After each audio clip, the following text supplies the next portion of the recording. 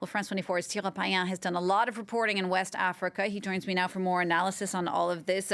Cyril, first of all, why are these Russian private military contractors, this Wagner group as it's known, interested in Mali in the first place? Well, they're interested by filling the gap where the French influence is disappearing or degrading. And so if it's confirmed, these sources by the Reuters news agency, it will be really a bombshell revelation because we're talking now about 1,000 contractors from Wagner, this mercenary wing of Moscow, let's say, arriving in Mali to train, to arm, to secure the presidency.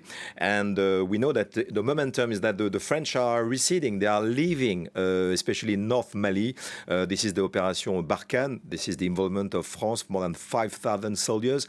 So there is the game of with superpowers, and let's say Moscow is sending his guys on the ground where France is when France is leaving, and this is exactly the same we have been experiencing in the border with Chad, in the Central African Republic, and the mercenaries of Wagner are they are renowned because they have been working in Ukraine, in Sudan, in many places in the country where they train in secrecy, they live in secrecy. This is extremely difficult to talk to these people, to know exactly who they are and what is the purpose. But they also die in secrecy, but they are really, really in place, and they try to fill again the gap to counter, geopolitically speaking, the French influence in West Africa. Cyril, you mentioned these power games. How much could this turn into a proxy war for influence in the region?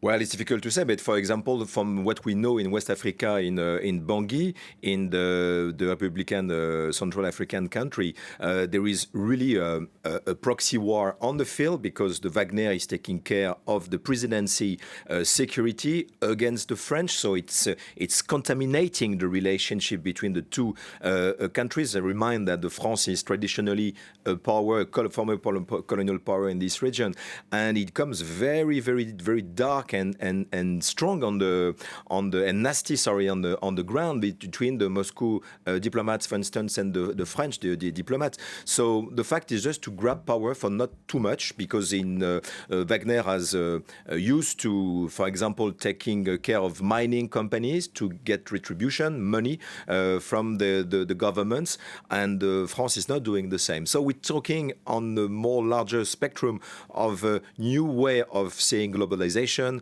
of seeing the international relations between countries. Cyril, thanks for that. France 24's Cyril Payen.